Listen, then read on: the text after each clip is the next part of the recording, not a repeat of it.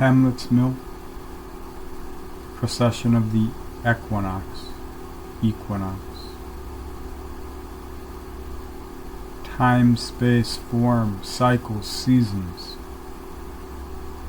memory loops. Every time you learn something, you're just remembering it. You ever noticed it feels like that? If it's something of real value,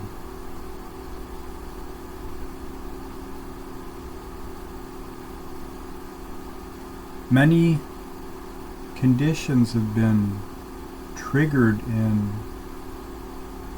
the collective psyche through our societies, the governance of that. You could call it orchestration, you could just call it natural relation. Time flows, you can't control time, you can just hold the idea of control of probability over potential. But you need people to play the game in order to make that happen. So we're caught in the echo loops of our relations. The law of relation is friction. When you rub sticks together, you can create fire.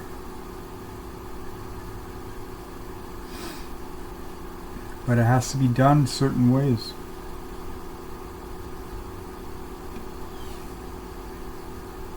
And we learn that in life, those sacred arts, those things rise up, that's where spirit dwells. It's in these elemental hermetics, these dynamics in life.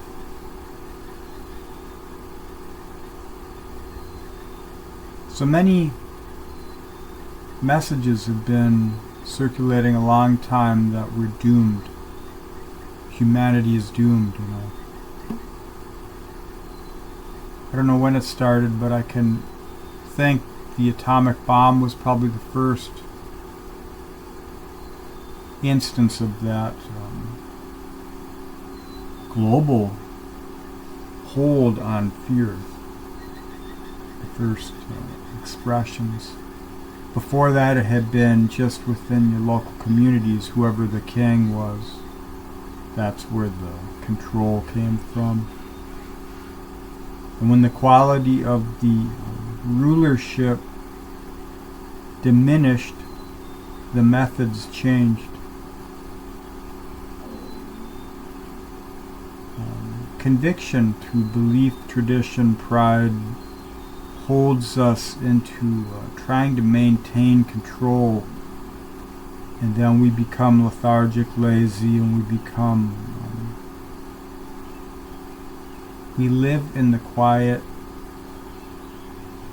discontent, and we project that our own retardation, we project it into others, into the world, and we retard them through our own diminishment. And so that spirit is given, generated, expressed. It's given rise through rituals of life, the metaphysics of the mundane.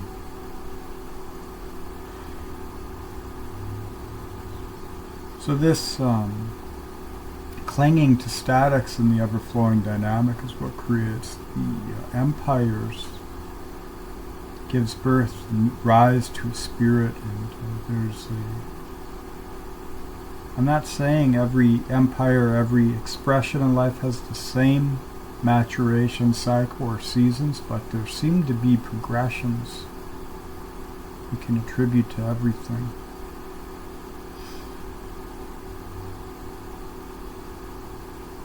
So anyways, we come to a place where there's been these denials. All the flowing life has been sacrificed, harnessed into creating a bigger, better static, one that can compete with nature to create its own kingdom, its own entity, its sense of being, larger than just an individual. And the paradox is that the larger you get, the smaller you become. When you associate with something very large out there, you've diminished yourself because you are now held in relation to this hypnosis. And it's there to show you gotta go in. But it doesn't feel good, and it doesn't look good, and it's not a pleasant experience a lot of times.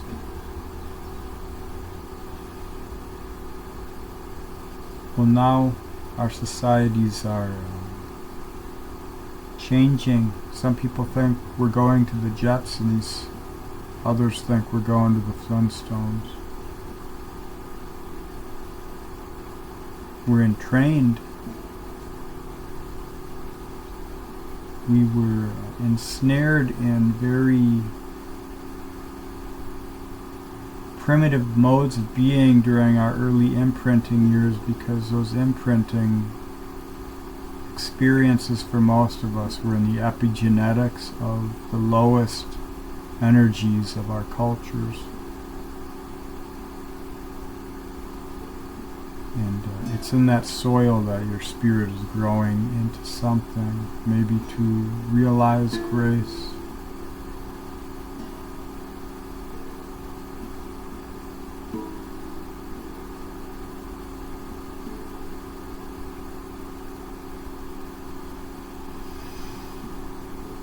Well, we're turning in now, becoming more self-centered, because we're falling out of the delusion of the dream.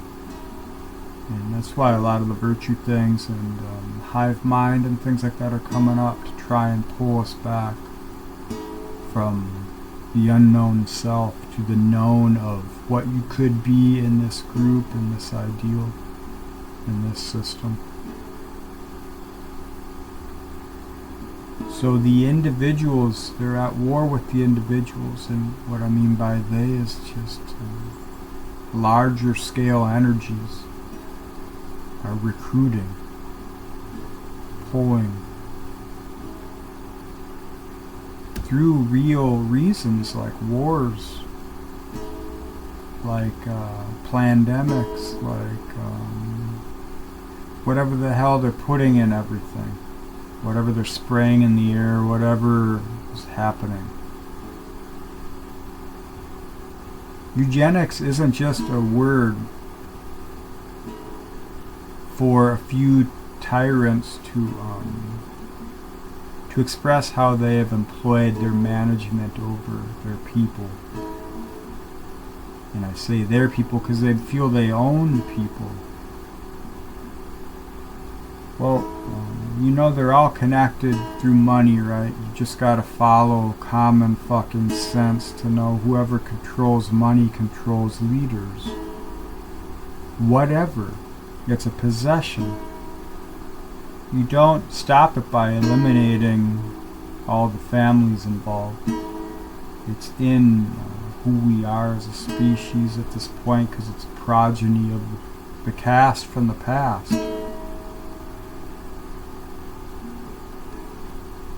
So you have to sacrifice yourself in relation to that before you can see anything of value in that kind of an awareness. Because if you're trying to be protected and feel safe in that thing, this kind of truth, you would rather you would be like that guy in the Matrix. You'd rather believe in the dream than fight for truth, because it's just, you're not worth it, nothing's worth it.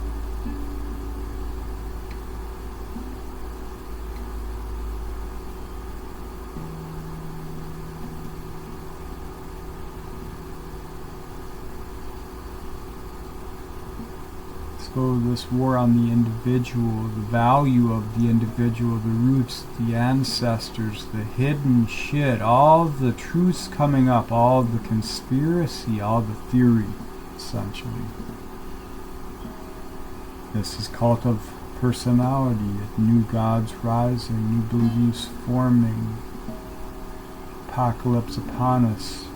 Societies will never be the way they were, and I'm not so sure many people will be here in a few years at the rate of how everything else is collapsing.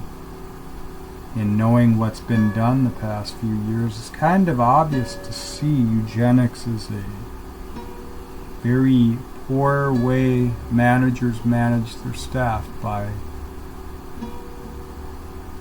layoffs, you know. How do you get laid off from society? I mean, we've seen all of the homeless people rising the past 10, 20 years. They're trying to fast from the shit show, but they don't know their own value. They're trying to figure it out. It's a lonely place. But that's a mundane metaphysical expression of things to come. What are you going to do when they automate your job? You're going to take credit for some system and mandatory shots, which control your lifespan and all this other crap, and you have to breathe third-hand air in while everyone else, and by everyone else I mean a select few, are able to live like normal people.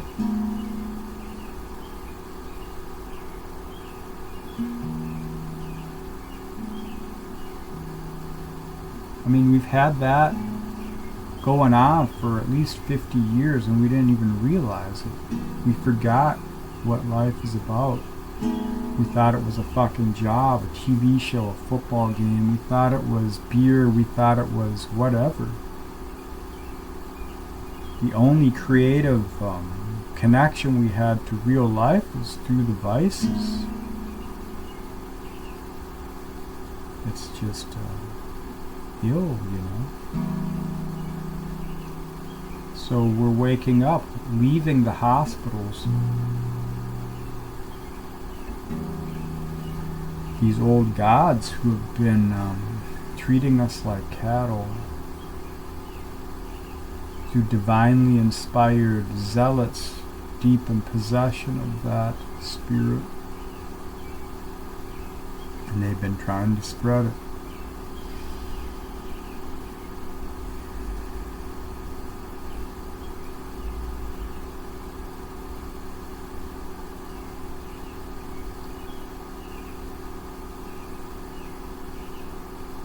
So that's the mental world right there. I've got an air moon, so the language for my feelings comes from the observations and the information, and knowing the information's always changing and it pushes you into the questions. Other people need to feel it. Earth signs. Embody it. Other people will need to feel the raw passion for the reason in order to know it. Other people will have to feel the depths of the emotions in order to know it. Just because one person sees it one way doesn't mean that's the only way, but it's a perspective you should take into consideration with your own so that you can find what potential truth could be in the disparity, in the void. That's what keeps people progressing. That's what progression is. It's not settling on trying to protect perspective or ideals or traditions or values unless they're real. And the only way to know that is to get in touch with who the fuck you are and who you aren't.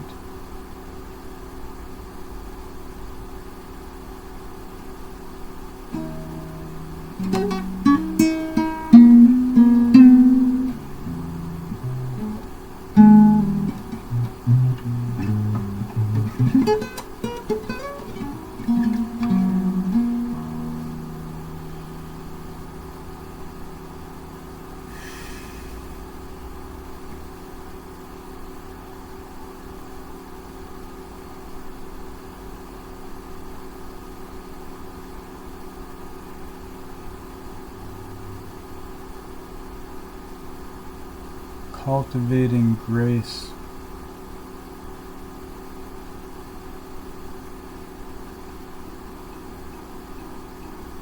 It's like a diamond in the middle of a field somewhere. You have to dig for it. Remove all the debris, all the ashes of the past. Or so it feels. But there's old sayings, you never find the teacher, the teaching, it finds you. You can only be aware of what you're capable of being aware of. So time and field here.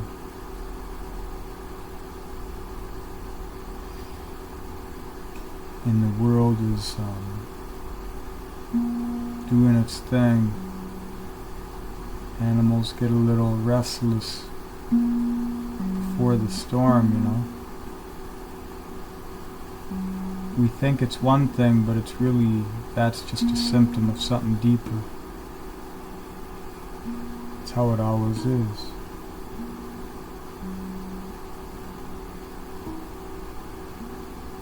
That's why people cling to consensus so strongly, they can't handle that.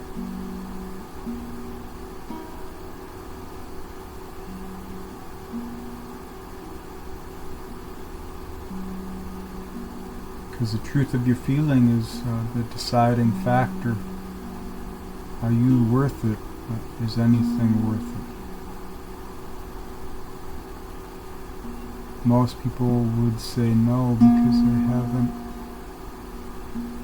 gotten past the stare, the stain of their experiences. They can't see beyond it. And once you see beyond it, you don't know what you see. There's nothing familiar, so it forces you into another process, at least for me.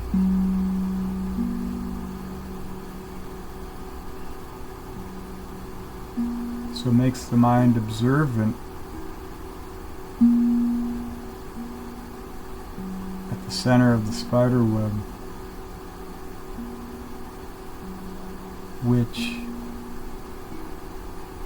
because I've got words for that idea, I know it's a delusion. But it's going to take time before I realize why. So I have to hold the power of a conviction for that static and a progression.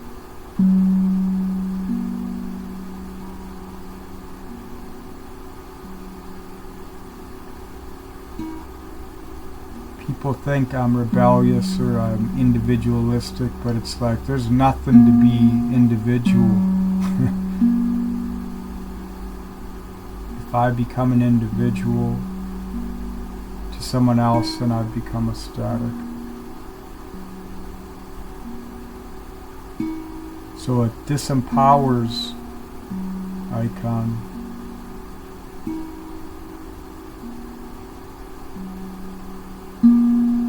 There's a different language in life for some.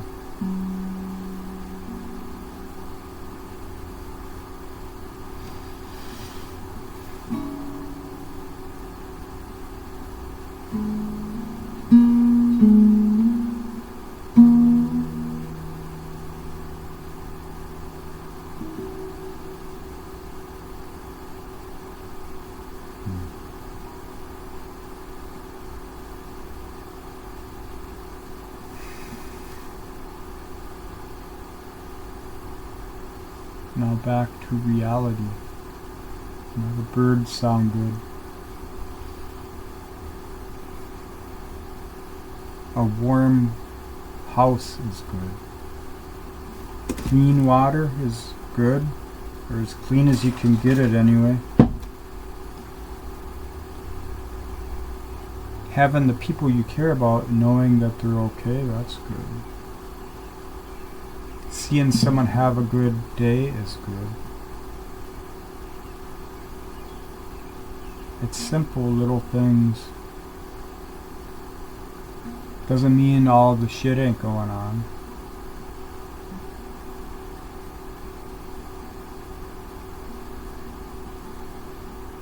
But you keep things simple in life and add complexity as necessary, not because you're manic.